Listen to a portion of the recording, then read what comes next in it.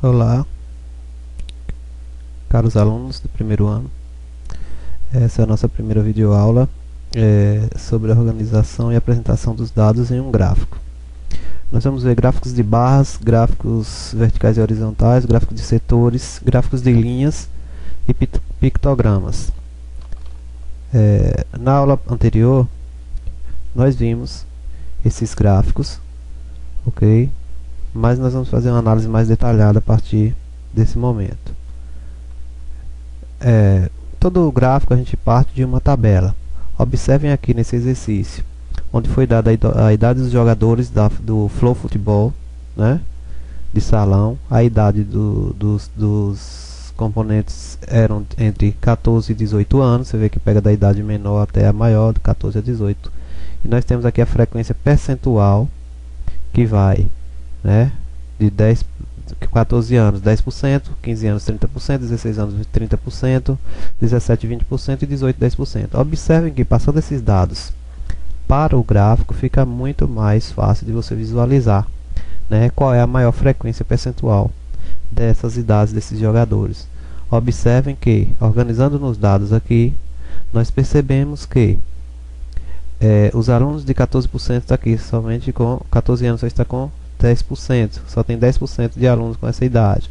Os alunos de 15 e 16 anos, por sua vez, possuem a mesma frequência percentual, ou seja, ambos 30% aqui, né, de frequência percentual. Nós só temos 20% de alunos com 17 anos, representado aqui por essa barra, e alunos de 18% também empatando aí com 10% dos alunos de 14 anos. Então, visualmente, quando a gente coloca o olho, já vê que a maior frequência é de alunos de 15 e 16 anos nesse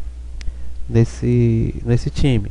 Okay? Então, o gráfico serve para que a gente possa visualizar de forma maior determinado fenômeno pesquisado. Observe agora esse outro exercício, com os dados da tabela para construir o gráfico de barras, certo? Nós vamos dar o gráfico de colunas, agora o gráfico de barras, o gráfico de barras horizontal, né? Vertical e horizontal. Aqui a frota de furgões da empresa já vai segundo o dia da semana e o final da placa, né? Então, no dia de segunda-feira nós temos veículos com final de placa 1 e 2, num total de 28 veículos. Na terça-feira, final 3 e 4, num total de 25 veículos. Na quarta-feira, 5 terminados em 5 ou 6 as placas, num total de 21 veículos e assim por diante, até a sexta-feira. Então, nessa empresa, observa-se pelo gráfico que na segunda-feira, né, é o dia em que você tem mais veículos com placas 1 e 2, né? Na terça-feira você vai ter, no caso na segunda-feira você tem aqui mais de 25, 28 veículos, não é isso? Representando aqui por essa barra. Na terça-feira, finais 3 e 4, representando aqui por 25 veículos. Na quarta-feira, placas terminadas em 5 e 6, observamos que nós temos um total de 21 veículos. Na quinta-feira, né, com 23, empatando na sexta também com 23, com placas 9 terminadas em 9 e 0. Então aí esse gráfico demonstra o quê? Que o dia que essa empresa tem mais carros parados será na segunda-feira, porque não pode rodar placas 1 e 2 na segunda, e você tem aí 28 veículos com essas placas. Então serve para a empresa se organizar em termos de logística. Observem que no gráfico é visualmente mais fácil nós observarmos o fenômeno pesquisado. Passando adiante, vamos ver agora um gráfico em setores, ok? Nós temos aqui o tempo médio de permanência na internet. Esse é o fenômeno investigado. E nós temos as variáveis, intervalo em hora e as frequências absoluta e percentual. Veja que até uma hora, né, ficam 5 pessoas disseram ficar até uma hora na internet, representando 10% da amostra pesquisada.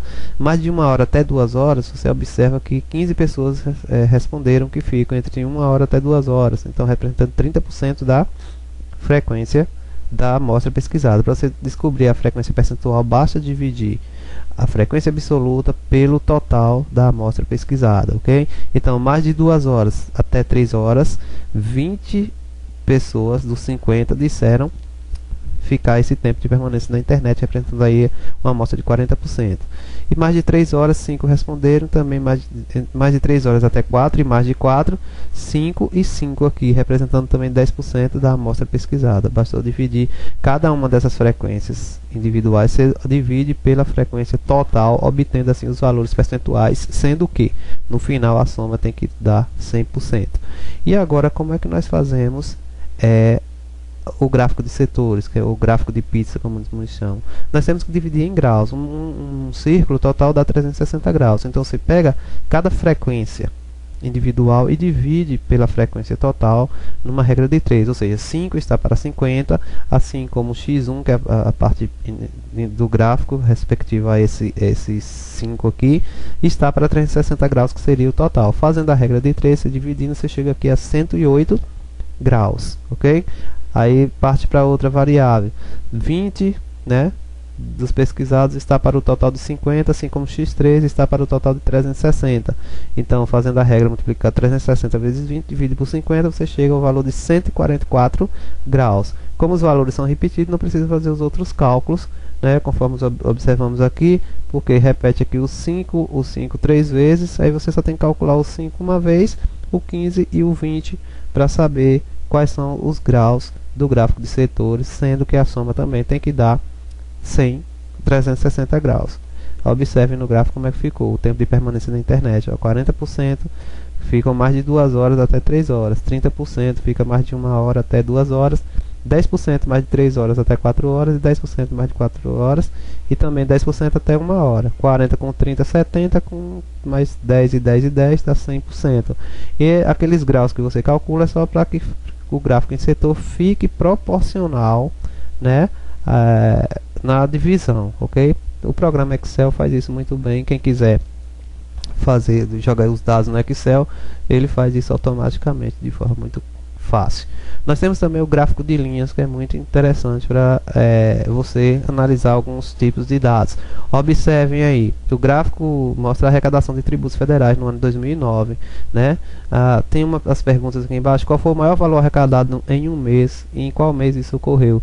Então, se você observar, isso é visual. Qual foi o mês que mais arrecadou? Então a gente vem aqui e vê que é o mês de dezembro, que arrecadou 73,9 bilhões de reais, né? Porque o valor aqui está em bilhões de reais.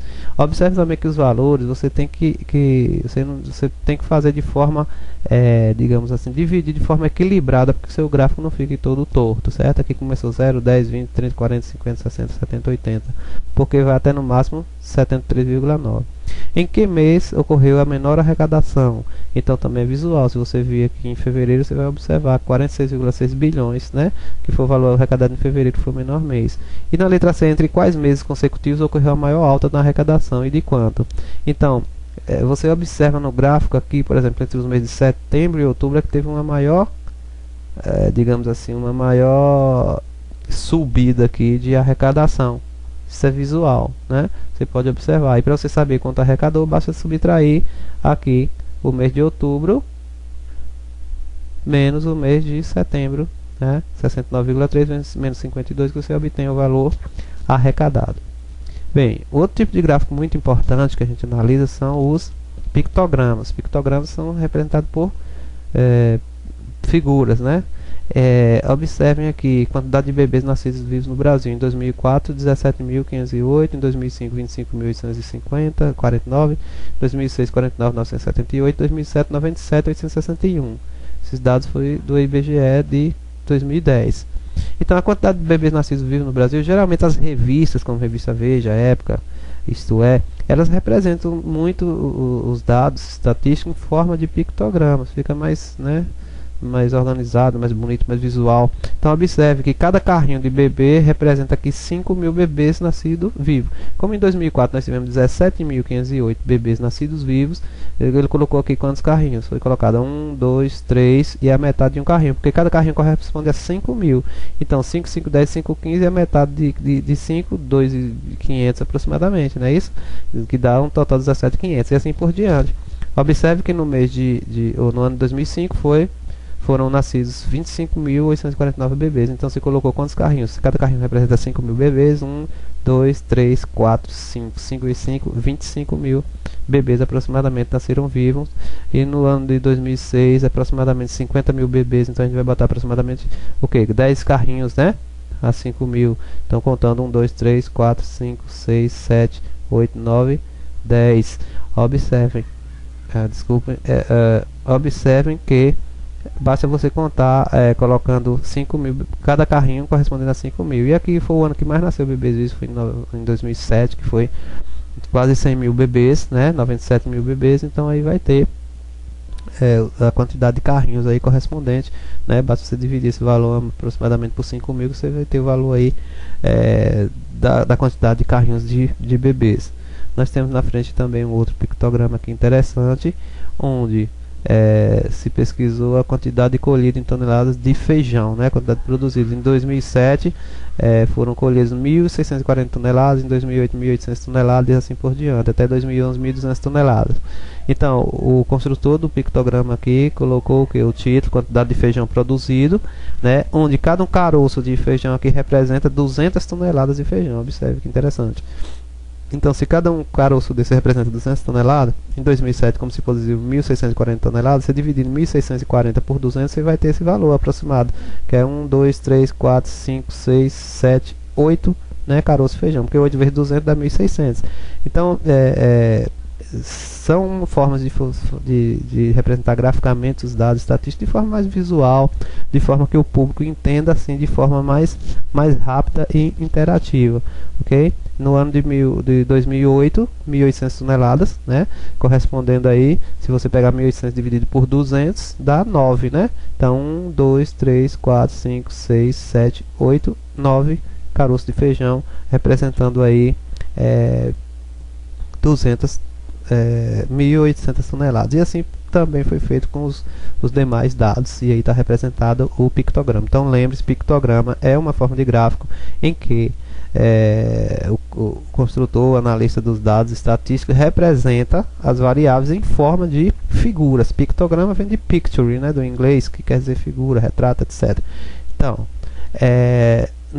agora, né, a nossa proposta, você vai interpretar o gráfico abaixo sobre uma pesquisa realizada pelo IBGE em 2009, certo? Você tem número de pessoas por domicílios, e aqui tem os dados que eu não vou entrar em detalhes, porque eu quero que justamente vocês interpretem isso à luz do que nós acabamos de explicar, e também conforme nossas aulas que nós vimos